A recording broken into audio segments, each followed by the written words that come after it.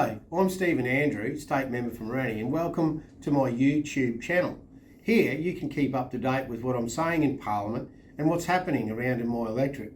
But before we jump into the video, don't forget to subscribe and to check out my other socials linked in the description below. And thank you for joining us.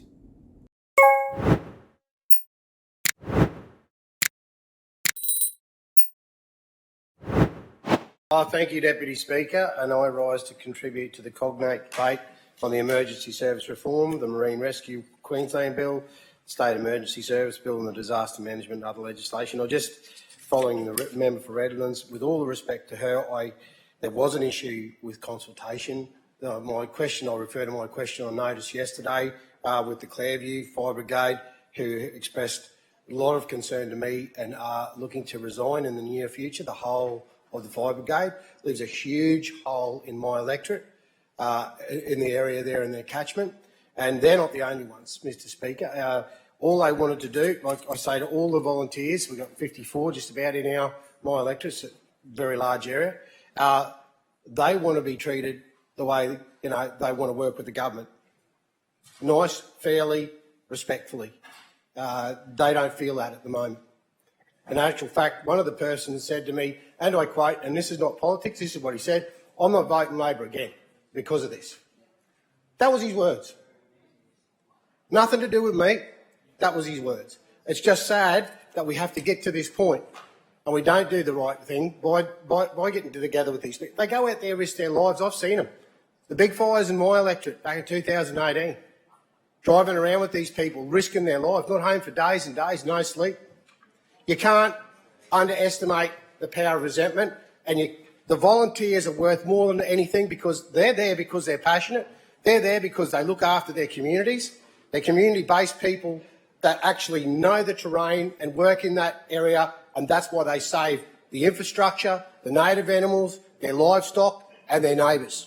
It's important, very important, because it's over 90% of Queensland that rely on these people. Anyway, all four bills, Stage 1 of the Miles Government Radical Overhaul of Queensland's emergency services and its fire disaster management arrangements. And I will say just now quickly, I thank the Minister for taking the meeting yesterday and reaching out to these people, because we cannot lose any of them. It's so important.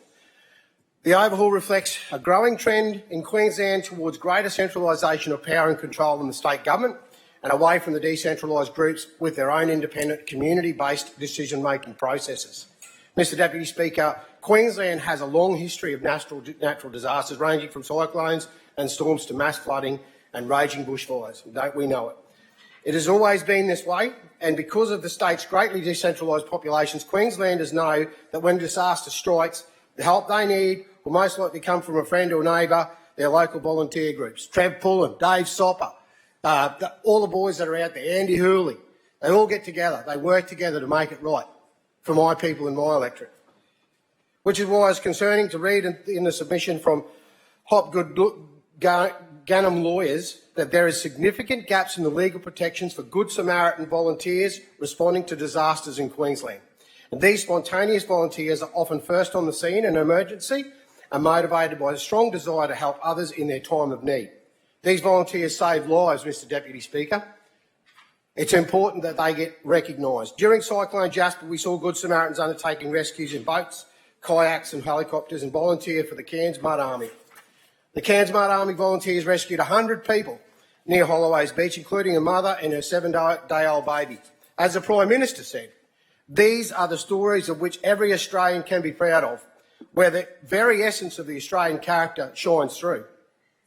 Which is why I urge the government to make the recommended changes in the Civil Liberty Regulation Act of 2014 to include Good Samaritan protections in the legislation consistent with the other states and territories and jurisdictions.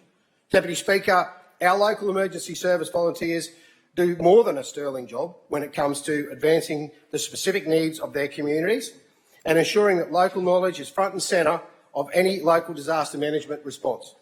All four bills express support for these organisations but reveal a disturbing desire for increased management and top-down control of the services and their membership. And under the ESRA bill, a number of consequential amendments included to align the state's emergency service and marine rescue Queensland under the Queensland Police Service. The Queensland Police Commissioner has no accountability to volunteers over whom they will hold authoritarian control. The bill's provisions even give the Commissioner the power to suspend a volunteer. As Volunteering Queensland VQ submission points out, part of the volunteer recognition is ensuring a positive day-to-day volunteer experience because they're not paid. They're there because they're passionate about what they do. This includes ensuring volunteers' rights are respected and that the voluntary work, though given fairly, is appropriately valued by the state. And that can't be understated. In this respect, the bills do not sufficiently protect volunteers' rights. There is no reference to how a volunteer would be able to defend themselves or what process would be followed to ensure a fair and reasonable outcome for the volunteer. Suspensions and the issues behind them can have significant impact on the morale of volunteers as well as the organisation and the community that they belong to. Because you've got to know them.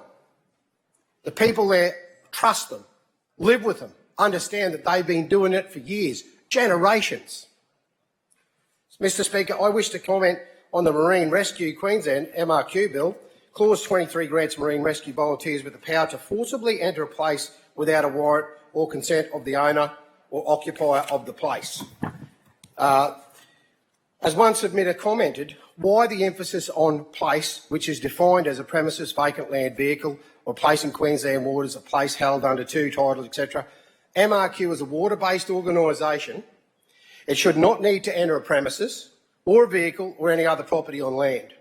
The clause should just use the word vessel and delete all the other references to the premises, building, vacant land, vehicles, aircraft, helicopters under this power of the entry clause.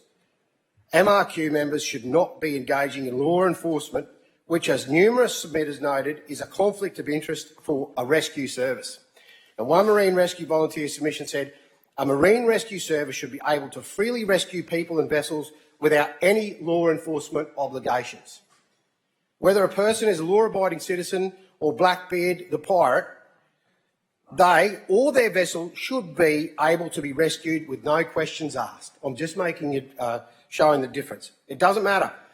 This greatly reduces the risk of marine rescue personnel being assaulted by someone who needs to be rescued or people being reluctant to call for rescue services for fear they may be accused of wrongdoing and charged with something. This is what they're saying. Quasi-law enforcement structures are inappropriate for rescue service. All such provisions should be removed from the bill. Deputy Speaker, finally I'd like to express my concerns with the Disaster Management Bill, which has provoked so much outrage in my electorate and the electorates across the state. As many in the House yesterday, at least one rural fire service in my area has said they will consider resigning if this bill is enacted. This is a very sad indictment of what pressure we're going to put on these people. The bill clearly does not have the support of its most important stakeholders, the Queensland Rural Fire Service, or the local communities that serve. This goes against every principle of good governance in my book. For the government to be strong arming this controversial legislation through in the face of widespread disagreement, even anger, over the bill's changes that will have substantial impact on RFS management, funding and operational independence. They're concerned. They don't understand what's coming, how it's going to be delivered. The consultation was minimum.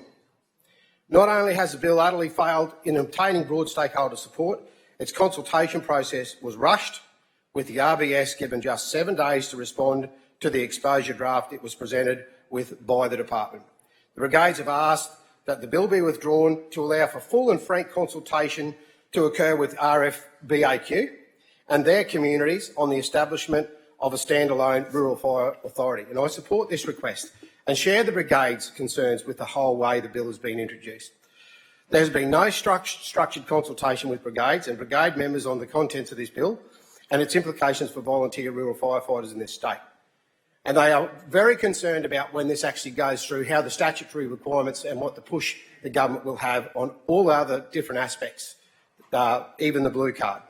The RPQ was provided with an access to the bill and in 7 days to review it and give feedback. The brigade's membership only had access to the bill once it was tabled in Parliament last month, so they didn't have any say on it. I'm just concerned. We need to do more as far as reaching out to our people, especially the rural fire brigades. They keep this state safe. They've got our backs. We should have theirs. This is a very important part of what I do in my electorate. It's huge, over 70,000 square kilometres, and there are areas there that only the Rural Fire Brigade keeps safe, and they lock down and make sure that everyone else is safe. Thank you, Speaker. Hello everyone, I'm Stephen Andrew, the State Member for Moranee. Thanks for watching, and don't forget to like, subscribe and turn on notifications to stay up to date with my latest videos. And also make sure to check out my other socials and my website links. They will be available in the description below. Thank you for joining us.